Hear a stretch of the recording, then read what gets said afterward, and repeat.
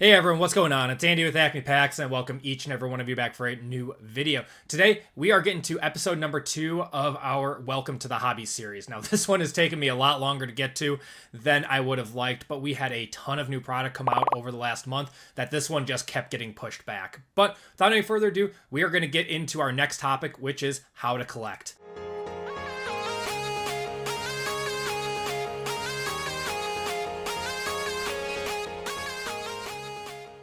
So how do you collect in the sports card hobby or the trading card hobby in general? If you guys are into Pokemon, this applies to that as well. This is a topic that a lot of people have a lot of big opinions on, but I want to clarify that there is no right or wrong way to collect in this hobby. As long as you're having fun, you're doing what you like, there is no right or wrong way to collect. But there are pros and cons to each type of collecting or ways to getting cards that I want you guys to be aware of. So if you guys are newer to the hobby, you guys get to understand those topics a little bit better. So when talking about collecting cards or obtaining cards in general, there are 4 main ways that you can get new types of cards. So each one is going to have their pros and cons. We'll go over them each individually, but first and foremost, the 4 are opening boxes or sealed wax, buying singles off of eBay, ComC, shows, etc. Then trading cards, so you give one person one card, they give you a card in return or multiple of each, whatever. It's a way to get new cards without dipping into your bank account. And then the most controversial of them is going to be group breaks. So the first topic that everyone thinks of when you think of sports cards or trading cards is opening boxes or sealed wax. Now, this is, in my opinion, one of the most fun ways to collect. And if you guys have been around the channel, you know I do a lot of this. I open a lot of boxes, but you guys have to know the risks of it. Even though it is a ton of fun, you have a high ceiling, you know, with the chase cards and everything. 9 times out of 10, you are not making your money back. So the pros are you're getting some entertainment out of it. You are collecting cards that maybe you wouldn't have normally collected through buying like singles or something. But the con to it is 9 times out of 10, you're not making your money back. You are getting skunked on a box. You don't get a good box. And that's just the nature of the game. And that's okay. Not every box can be a good box. I understand, understand that the nature of collecting through sealed boxes and opening boxes nowadays is very tough with the current market and the rising costs of boxes. But that is just the reality of what we are dealing with right now. And when opening boxes, just know that it might be fun to do that, but most of the time you will not make your money back. So that rolls us into our next topic, which is buying singles, which is the best dollar for dollar value purchase you can make to expand your collection. You get the card you want, whether you enjoy high end, you enjoy low end, something in the middle, just cool cards in general.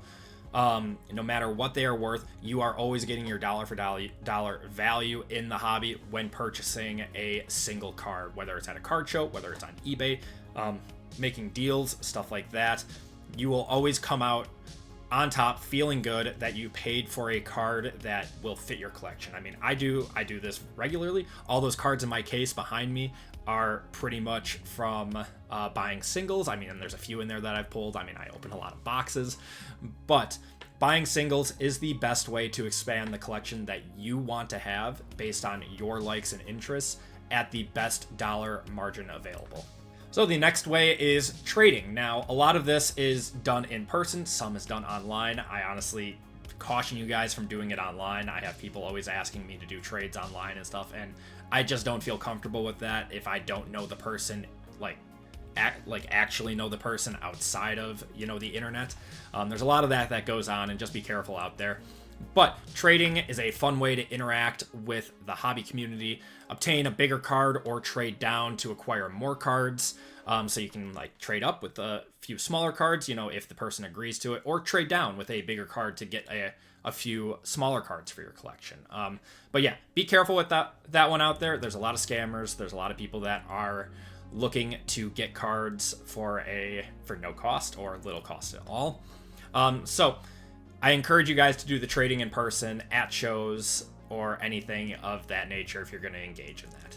Now, the last avenue of collecting that I want to touch on for sports cards is group breaks. Now, if you guys are unaware of what group breaks are or how they work, it is a way to have a chance at a specific team or player from multiple different hobby boxes at a fraction of the cost of a full box. Now, group breaks have been around for a lot longer than people realize, but they only really became much more popular over the last 5 years, since the card boom in 2020, when card boxes and expensive hobby boxes went through the roof, and people don't want to pay, hundreds, if not thousands of dollars for a box. So they would rather buy a spot for their favorite team, their favorite player in a group break. Now, it is important to note that this is one of the more controversial ways to collect in the hobby. There's a lot of people that have a lot of big opinions on group breaking or even, opening boxes in general, because it has a gambling element to it. So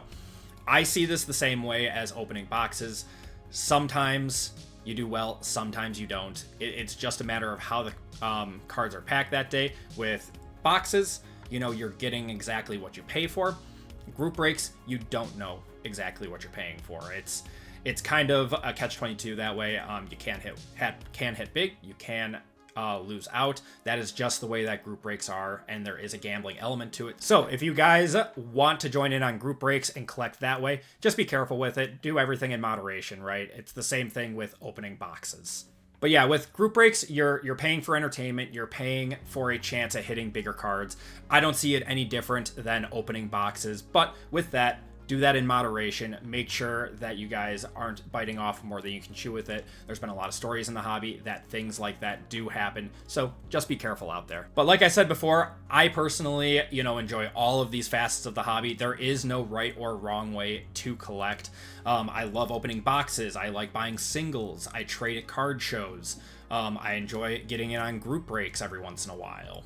There are all different types of collecting. No way is better than the other. No way is worse than the other. It is all different types of collecting that all work in tandem with each other in the hobby. So if you guys want to get into the hobby a little bit further, you don't have to do one exclusively. You don't have to do them all. Just do what you like. Enjoy the collecting. Enjoy the process. And just enjoy the hobby in general. But that is going to do it for this episode of Welcome to the Hobby. I hope you guys enjoyed it. Remember to like and subscribe, and I will see you guys next time.